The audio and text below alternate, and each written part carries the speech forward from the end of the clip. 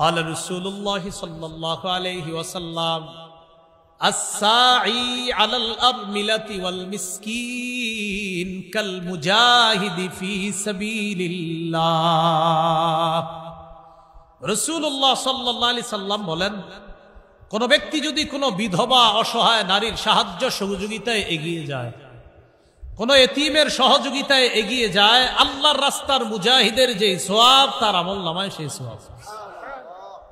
আবিল কাইমিল লাইল আস-সাইমিন নাহার, সারা রাত তাহাজ্জুদ পড়লে যে সওয়াব তার আমলনামায় সেই সওয়াব। সারা দিন নফল নামাজ পড়লে যে নফল রোজা রাখলে যে সওয়াব তার আমলনামায় সেই সওয়াব। কেউ যদি বিধবা অসহায়দের সাহায্য সহযোগিতায় এগিয়ে যায়, এতিমদের সাহায্য সহযোগিতা করে, তাহলে আল্লাহর রাস্তার মুজাহিদের মতো তার সওয়াব। এইটা হলো অন্যের সাহায্যে ইবাদত করার লাভ। তাহলে বিধবাকে সাহায্য করা